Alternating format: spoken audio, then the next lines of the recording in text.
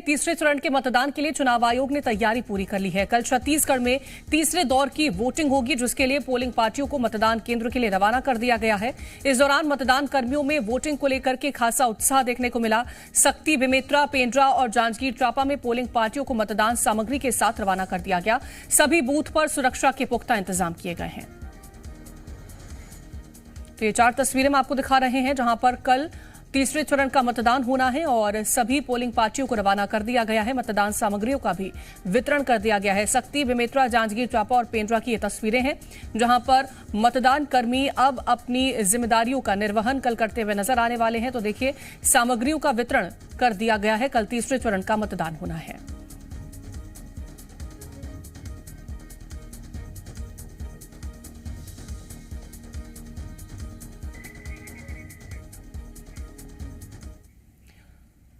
तीसरे चरण के लिए चुनाव की तैयारियां पूरी हो चुकी हैं और मतदान कर्मियों को चुनाव सामग्री वितरित कर दी गई है। मतदान केंद्रों के लिए पोलिंग पार्टियां रवाना। रायपुर से पोलिंग पार्टियों को रवाना कर दिया गया है। वोटिंग को लेकर के मतदान कर्मियों में उत्साह है। 7 मई को तीसरे चरण में 7 सीटों पर वोटिंग होगी।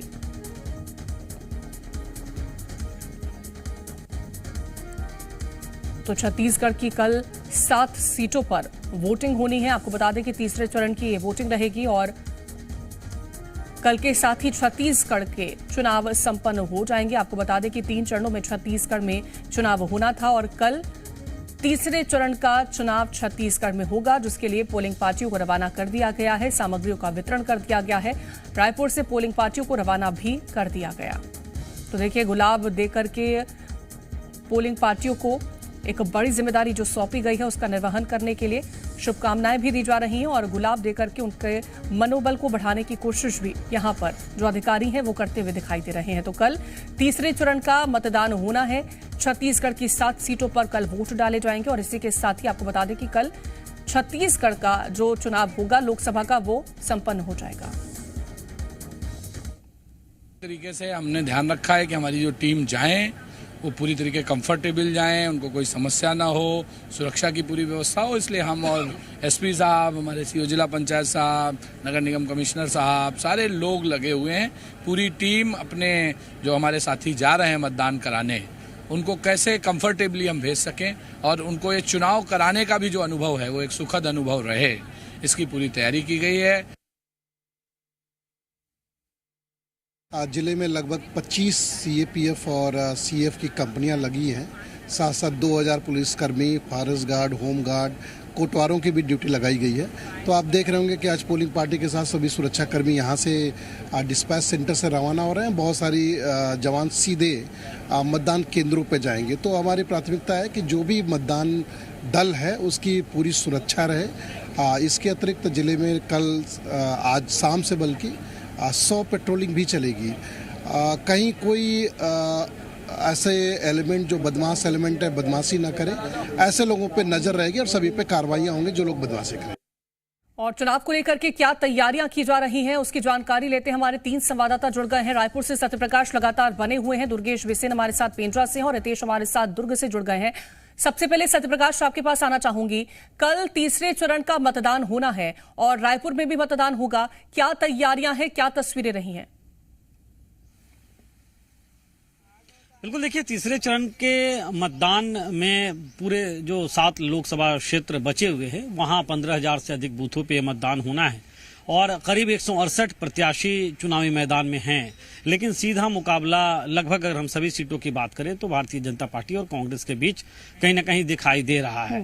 हाँ, ये जरूर है कि दिलचस्प बनाने की कोशिशें कुछ सीटों पे दूसरे जो प्रत्याशी हैं वो करते हुए नजर आएंगे, लेकिन सीधा मुकाबला दोनों के बीच दिख रहा है। तैयारियों की बात करें तो निर्वाचन आयोग पूरी तरह से तैयार नजर आ रहा है और जो मतदान दल हैं उन मतदान दलों को बेहतर माहौल में रवाना किया गया है। ये भी कोशिश की गई है कि जिन बूथों पे मतदान दलों की ड्यूटी लगी है उन बूथों पे व्यवस्थाएं बेहतर हो, पानी की व्यवस्था हो, वहां पे शौचालय की ठीक व्यवस्था हो, भोजन की उनके लिए व्यवस्था हो। तो कुल मिलाकर अगर हम कहें तो जो तस्वीरें आज सुबह से दिखाई दी वो यही दिखाई दी कि निर्वाचन आयोग अपनी तरह से पूरी तरह तैयार है। अब बारी कल मतदाताओं की होने वाली है, क्योंकि देखिए, इन जो 7 लोकसभा सीटों पे मतदान होना है उनमें ज्यादातर बड़े शहर जो हैं वो कवर होंगे। चाहे रायपुर की बात करें, दुर्ग की बात करें, बिलासपुर या रायगढ़ की बात करें, या कोरबा की बात करें तो ऐसे शहर कवर होंगे और गांवों की अपेक्षा शहरों में मतदाताओं में थोड़ा कम रुझान का ट्रेंड रहा है। लेकिन इस बार ये अनुमान लगाया जा रहा है या अपेक्षा की जा रही है कि गांव की तरह शहरी मतदाता भी निकलेंगे और अपने मताधिकार का उपयोग जमकर करेंगे। और पहले और दूसरे चरण में जो चुनाव हुए हैं वोट प्रतिशत 2019 के मुकाबले बढ़े हैं, तो तीसरे चरण में भी वोट प्रतिशत बढ़ता हुआ दिखाई दे, इस बात की कोशिश निर्वाचन आयोग की भी है। और सब जी मध्य प्रदेश छत्तीसगढ़ भी यही अपील कर रहा है कि मतदाता अपने घरों से कल निकले। बिल्कुल, मैं लौटूंगी आपके पास सत्यप्रकाश। दुर्गेश का रुख करूंगे। दुर्गेश, अगर हम देखें बीते 2 चरणों का, कहीं ना कहीं छत्तीसगढ़ का वोटिंग परसेंटेज बेहतर रहा, लेकिन अगर तीसरे चरण की बात करते हैं और ज्यादा बेहतर वोटिंग परसेंटेज निकल के आया, इसको लेकर के क्या तैयारियां हैं, क्या कोशिशें की गई? बिल्कुल, आपने सही नब्ज पकड़ी है। प्रशासन लगातार स्वीप कार्यक्रम चलाकर मतदाताओं को अधिक से अधिक वोट करने के लिए प्रेरित करता रहा है। उसी क्रम पर मैं आज एक ऐसे मतदान केंद्र में मौजूद हूं जो इको टूरिज्म के साथ साथ संगवारी मतदान केंद्र है। आप इसका एंट्री गेट देखिए, यहाँ आम के फल लटकाए गए हैं। चूंकि आम का अभी सीजन है, तो ये आंगनबाड़ी और पेंड्रा नगर पालिका है, उसकी तैयारियां हैं ये, और प्रशासन की तरफ से तैयारियां की गई है। जो भी मतदाता वोट करने आएंगे उनके लिए ठंडे पानी की व्यवस्था बनाई गई है। पर ठंडे पानी की व्यवस्था के साथ आप इस पंडाल को देखिए, इसमें कितनी अच्छी साज सज्जा की गई है, जिसमें जो स्थानीय पौधे हैं उनके पत्ते और बाकी बेल इस तरह लगाकर की गई है।